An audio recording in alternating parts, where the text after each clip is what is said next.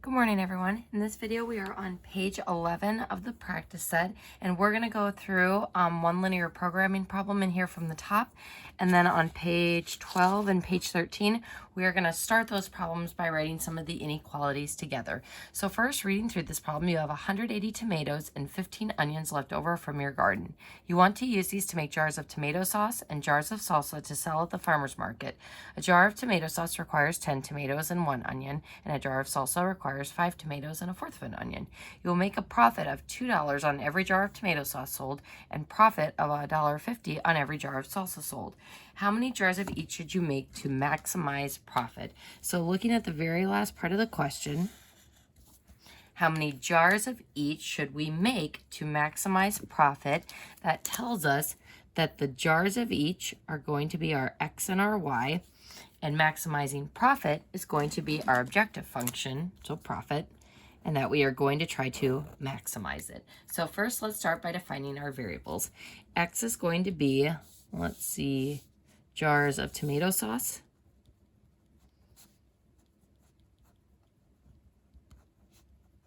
And then y is going to be jars of salsa.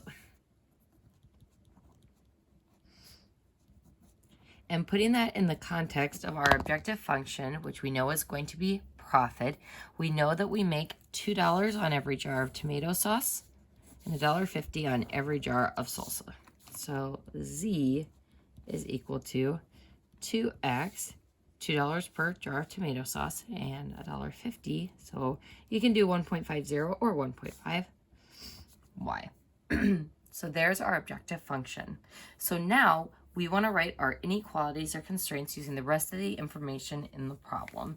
So folks, this one is a little bit tricky just because finding the totals and keeping things in terms of the units is a little bit tougher. So first, we have 180 tomatoes.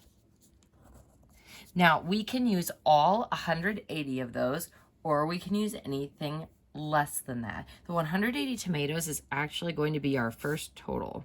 So less than or equal to 180 tomatoes. Now, what do we know about tomatoes in the context of our variables? We know that a jar of tomato sauce, that's our x, requires 10 tomatoes. So 10 tomatoes per every x or jar of tomato sauce. And then a jar of salsa requires 5 tomatoes, so plus 5y. So 10x plus 5y less than or equal to 180 tomatoes. So now, moving on to our second inequality, our next total is about the onions. We've got 15 onions left that we can use. So our total is that when we're making sauce and salsa, it needs to be less than or equal to 15 onions that we use. And what do we know about onions in the context of our variables? We know that the sauce requires 1 onion, so 1x, and that the salsa requires 1/4 of an onion, 1/4 y. All right, folks, and actually before we go any farther on this problem, let's go ahead and look at these two inequalities. As I look at the first one, is there anything that I can do to make that inequality a little bit smaller? We could actually take the whole thing and divide it by 5. So I'm just going to write that in the small space we have above. If I divide this inequality by 5, we are left with 2x plus y is less than or equal to 36. So again, just makes our numbers a little bit smaller, maybe a little bit easier to find our x and our y intercept. Now looking at number 2, we have a different issue with this one. We have a fraction for that y variable, so if I wanted to get rid of that fraction, we would multiply through by the denominator. So I'm going to multiply this whole inequality by 4 to level out that fraction. So my new inequality would be 4x plus 1y, or just y, and then is less than or equal to 60. So I'm going to go ahead and put a box around these so I make sure I'm looking at my new inequalities. So new inequality 1, new inequality number 2. And at this point, folks, we have used all of the information in the problem. But my other 2 inequalities that I need are to state that I can't have negative jars of tomato sauce or salsa. So x needs to be greater than or equal to 0, and y needs to be greater than or equal to 0 as well. So remember, folks, always be on the lookout to see if you need those extra 2 inequalities to keep your variables positive. All right, folks, so now we are ready to start looking at our x and y intercepts for those standard form inequalities to figure out what the scale of our graph should be before we sketch that out. So I'm going to go ahead and make a table for inequality number 1. So finding the x-intercept, I'm going to cover up the y value with a 0. So if I cover up y with a 0, 2x equals 36 and x equals 18. If I cover up x with a 0, then y equals 36. Moving on to my second inequality. This one's in standard form too. So using the cover-up method to find the x and the y intercepts, if I find the x-intercept and cover up the y with a 0, then x is equal to 15. If I cover up the x with a 0, then y is equal to 60. And then I'll have a vertical line at 0 and a horizontal line at 0 using the Vex and Hay mnemonic devices. So if I look at these tables, I'm going to have to go from the smallest x value of 15 to the biggest value of 18 and the smallest y value of 36 all the way up to 60. Now remember, folks, there's not really a wrong way to choose the scale of the graph. We just don't want to go by I don't know, we wouldn't want to go by 25s because that would make everything really small in the bottom left corner of our graph. So you could go by 2s, you could go by 5s. Just make sure that your feasible region is spread out enough that you can see all those vertices. So I'm going to go ahead and make a positive coordinate plane. And I'm going to go by 5s. So remember to write the scale that you are using for your tick marks. All right, folks, so let's go ahead and graph inequality number 1. If this is 18, 0, then I'll go 5, 10, 15, 20, and that'll be about here-ish for 18. And then 0, 36, 5, 10, 15, 20, 25, 30, 35, 40. So just a titch beyond the 36 or the 35, and swooshing through those points with a straight line.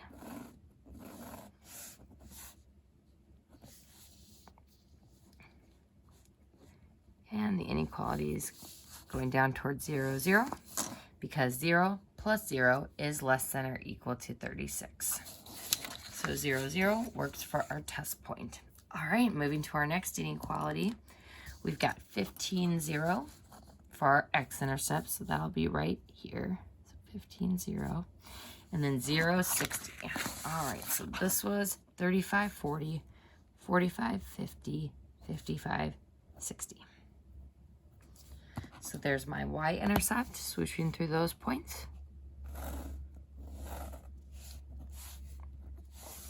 And is 0 plus 0, using that as a test point, less than or equal to 60? Sure is. So teeth going down towards 0, 0. Inequality number 2. And then we'll have the vertical line going through 0. And again, that keeps us in the positive part of our coordinate plane, but if you wanted to, you could use 5, 5 for a test point. 5 is greater than or equal to 0, so teeth going to the right. Then y greater than or equal to 0, that will be a horizontal line. And then using 5, 5 as a test point, 5 is greater than or equal to 0, so teeth going up. So then our feasible region is going to be this bounded polygon shape.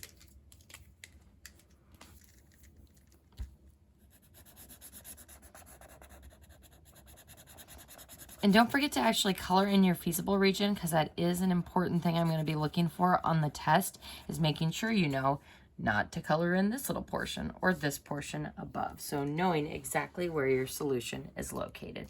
So folks, how many vertices does this shape have? We've got 1, 2, 3, 4. So let's see how many of those we can find exactly. So my first vertex, the easiest one, is down at 0, 0. We can be sure on that one. My next one up is the y-intercept of my first line, so 0, 36.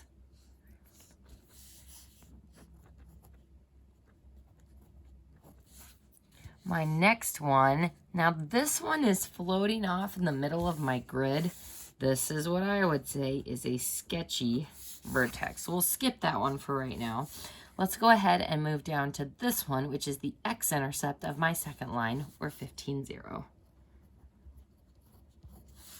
All right, folks. Now remember, anytime you have a sketchy vertex like this, I want you to use elimination or substitution to find. So any problem that has a vertex like this, I'm going to have to see that solve work. So when I do my solve work on this one, instead of using my original inequalities, I'm going to use these manipulated ones that don't have the fraction and have smaller values. So equation number 1, 2x plus y equals 36. Equation number 2, 4x plus y equals 60. And elimination is looking really good on this one because I should just be able to multiply by a -1. So I'm going to multiply equation 1 by -1, and that will give me -2x, -y, and -36. So then when I add these equations together, we get 2x, goodbye y's, and 24. So x equals 12. So plugging that value into, I'm going to go with the first one.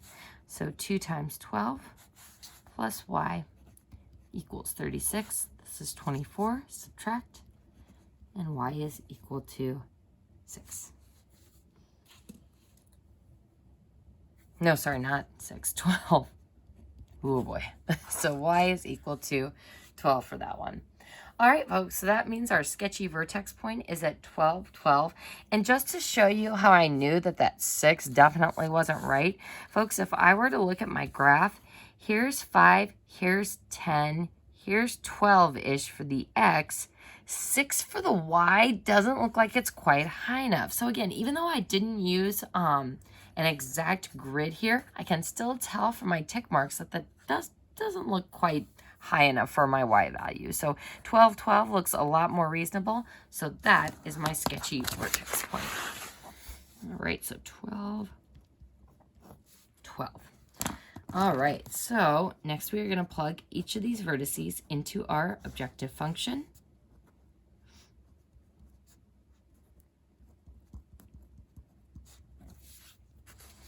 And I would like you to go ahead and pause the video and try to do this part on your own, in addition to stating your final answer in the context of the story problem. So go ahead and pause and plug into your objective function and write your final answer.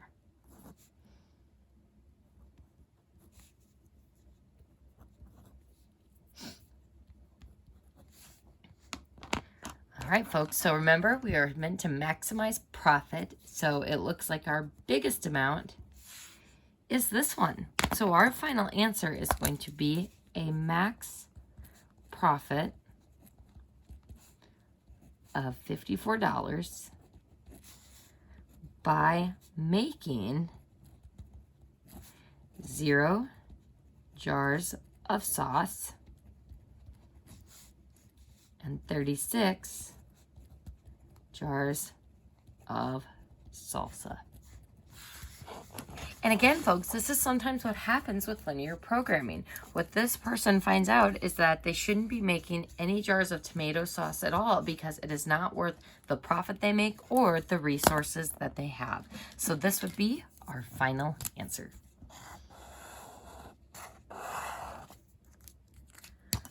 So folks, that concludes page 11. And what I would like you to do next is try to define your variables, write your objective function, and write your inequalities for number 5 on page 12 and number 6 on page 13. And in the next video, we'll go over the answers for just the first parts together.